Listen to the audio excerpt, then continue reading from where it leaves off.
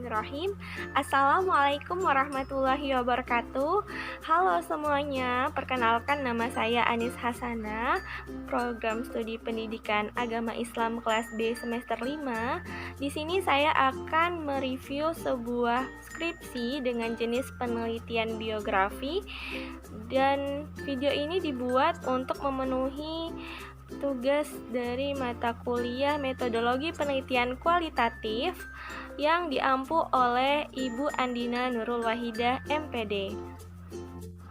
Identitas skripsi yang akan saya review adalah berjudul Pendidikan Integral Perspektif Hamka, yang ditulis oleh Kunifarikoh, asal perguruan tinggi IAIN Salatiga, yang diterbitkan tahun 2017. Bab 1, pendahuluan, berisi latar belakang. Di bagian latar belakang ini terdapat uraian singkat permasalahan penelitian.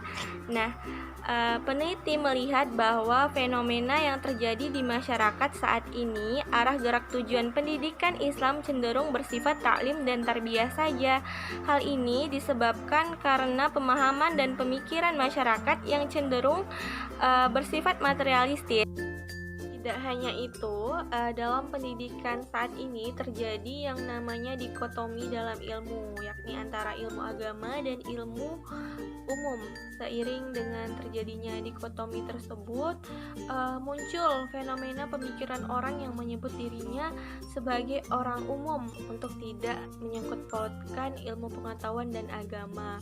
Hal-hal tersebut merupakan hasil dari pendidikan yang kurang integral, di mana jasmani dan rohani peserta didik tidak dididik secara utuh, dan hal itu juga yang menyebabkan atau menjadi salah satu faktor banyak dari kalangan pelajar maupun mahasiswa untuk melakukan tauhid. Selanjutnya, poin yang kedua, alasan penelitian.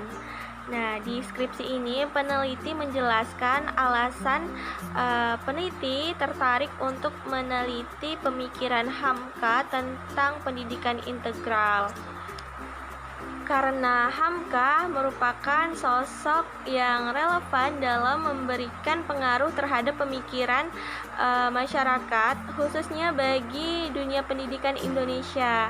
Terlebih lagi dengan ketokohan beliau, yakni seorang ulama sekaligus ilmuwan, yang diharapkan pemikiran-pemikiran pendidikannya dapat memberikan solusi alternatif bagi pendidikan Indonesia saat ini. Ketiga, data pra-penelitian. Untuk jenis penelitian biografi ini, data pra-penelitian bisa diperoleh dari penulis atau sejarawan yang menulis atau menelaah kehidupan tokoh. Di sini terdapat data pra-penelitian, teman-teman bisa lihat di layar. Data pra-penelitian ini menyebutkan bukti pemikiran Buya Hamka terkait pandangannya terhadap pendidikan pada saat itu. Dapat dilihat bahwa beliau mengubah pendidikan tradisional menjadi pendidikan yang modern. Karena tidak banyak yang mengetahui bahwa Buya Hamka adalah sosok cendekiawan Indonesia yang memiliki pemikiran membumi dan bervisi masa depan. Lanjut ke pertanyaan penelitian dan tujuan penelitian. Di skripsi ini, peneliti menyajikan 2 pertanyaan penelitian dan 2 tujuan penelitian. Komentar saya terhadap bagian ini sudah selaras terkait jumlah penelitian dan tujuan penelitiannya. Kemudian terkait isi pertanyaannya juga sudah sesuai dengan apa yang diharapkan, yang diinginkan oleh peneliti. Hanya saja komentar saya ini, peneliti menggunakan istilah rumusan masalah pada pertanyaan penelitiannya, di mana rumusan masalah ini kan digunakan untuk pendekatan kuantitatif, sedangkan pendekatan penelitian skripsi ini adalah kualitatif. Maka seharusnya peneliti menggunakan pertanyaan penelitian atau fokus masalah penelitian untuk dua pertanyaan tersebut. Manfaat penelitian. Di skripsi ini, peneliti membagi manfaat menjadi dua bagian, yaitu manfaat teoritis dan manfaat praktis. Di bagian manfaat praktis, peneliti bagi lagi menjadi 3 bagian, yakni untuk para pendidik atau lembaga kaum muslimin sebagai sumbangan pemikiran dalam pendidikan Islam. Nah, komentar saya di bagian ini, peneliti sudah baik dengan membagi manfaat menjadi 2, yakni tataran teoritis dan praktis. Hanya saja masih kurang tepat di bagian rincian manfaat praktisnya. Menurut saya, tidak tergambarkan jelas manfaat praktis dan masih terlalu luas sasaran manfaatnya. Dan redaksi yang digunakan di bagian manfaat praktis juga kurang lebih maknanya sama dengan manfaat teoritis. Alangkah lebih baiknya peneliti dapat menuliskan manfaat penelitian ini lebih jelas dan tepat sasarannya. Misalnya, manfaat bagi pembaca, guru atau pendidik, bagi prodi PAI sendiri. Kemudian kita beralih ke bab 2 kajian pustaka. Nah, dalam skripsi ini peneliti mengkaji tentang teori mulai dari biografi hingga ke deskripsi pemikiran. Nah, teman-teman juga bisa melihat di layar PPT. Di bagian kajian pustaka ini saya dapatkan di bab 2 dan bab 3. Mungkin ini karena selingkung dari kampusnya.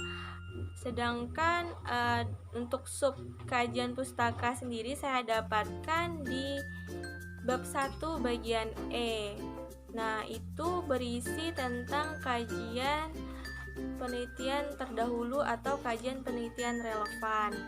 Nah, menurut saya terlepas dari selingkung kampusnya, seharusnya kajian pustaka itulah yang menjadi landasan teori yang mendukung isi penelitian, bukan berisi kajian penelitian terdahulu. Karena kajian penelitian terdahulu digunakan untuk menghindari duplikat-duplikat dan plagiat-plagiat peneliti skripsi terdahulu. Nah, untuk komentar terhadap kajian pustaka dalam skripsi ini sudah cukup baik, hanya saja sintesis dari peneliti masih kurang. Sebaiknya peneliti juga memberikan pendapatnya dari kutipan yang diambil. Dan terdapat 2 sub yang tidak mencantumkan sumber kutipannya. Sebaiknya dan seharusnya peneliti mencantumkan sumber kutipan tersebut. Selanjutnya adalah kajian terdahulu atau kajian penelitian relevan. Peneliti menemukan ada 5 karya ilmiah yang membahas tentang pemikiran Hamka terhadap pendidikan Islam. Sudah dijelaskan sebelumnya bahwa peneliti sudah menyebutkan bahwa pengkajian dan penelitian terhadap pemikiran Hamka mengenai pendidikan integral didasarkan pada pendidikan Islam yang ideal itu masih sangat sulit ditemukan. Maka dapat disimpulkan bahwa skripsi yang ditulis oleh peneliti ini berbeda dari tulisan-tulisan yang sudah ada, disebabkan karena masih minimnya penelitian yang menempatkan Hamka sebagai tokoh pendidikan. Maka dalam penelitian ini peneliti menitik beratkan pada pemikiran Hamka yang relevan dengan kondisi pendidikan sekarang, terutama pemikiran Hamka tentang pendidikan integral dalam memberikan kontribusi dalam pendidikan kontemporer. Ke bab 3, metode penelitian. Yang pertama adalah pendekatan penelitian dan jenis penelitian. Teman-teman bisa melihat di layar terkait screenshot yang menjelaskan pendekatan dan penelitian dan jenis penelitian. Nah, memang komentar saya terhadap screenshot ini bahwa tidak ditemukan secara eksplisit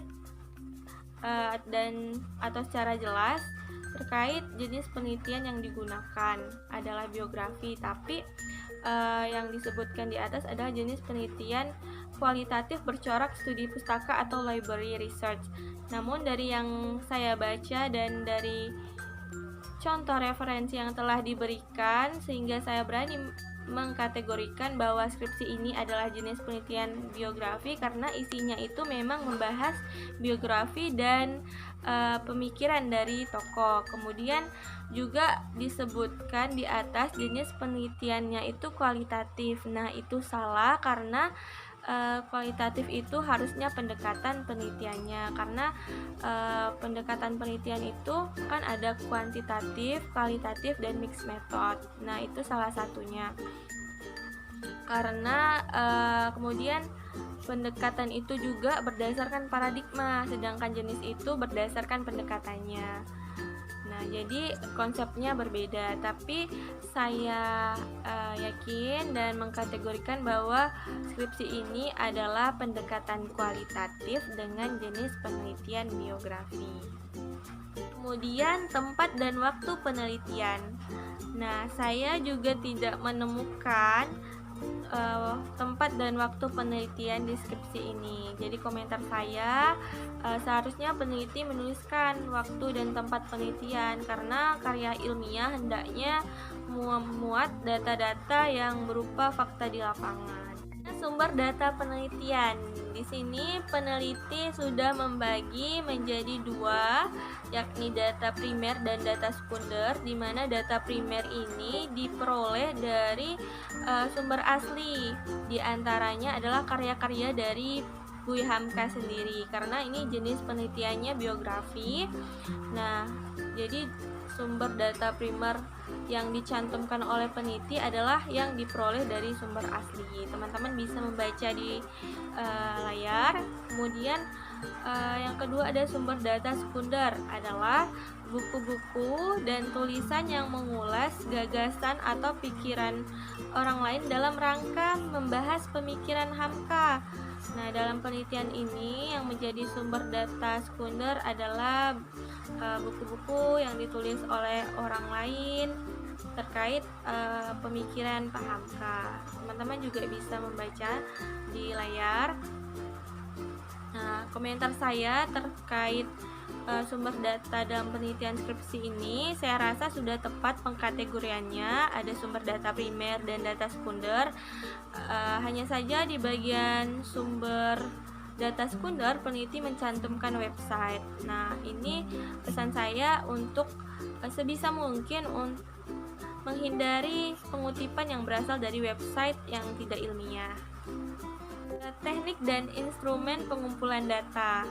Nah, teknik pengumpulan data di sini hanya dokumentasi, dan instrumen atau alat pengumpulan datanya berupa buku-buku, kitab-kitab yang ditulis, e-book, majalah, koran, PDF, jurnal, website yang berkaitan dengan penelitian tentang pendidikan integral. Nah, komentar saya terkait subbab ini bahwa seharusnya peneliti tidak hanya menggunakan satu teknik pengumpulan data saja. Sebaiknya peneliti juga menambahkan teknik lain, misalnya wawancara, untuk memperkuat hasil penelitian. Karena penelitian skripsi ini tokoh sudah wafat, maka wawancara bisa dilakukan dengan keluarga, karib kerabat yang dekat dengan beliau, dan bisa juga mewawancarai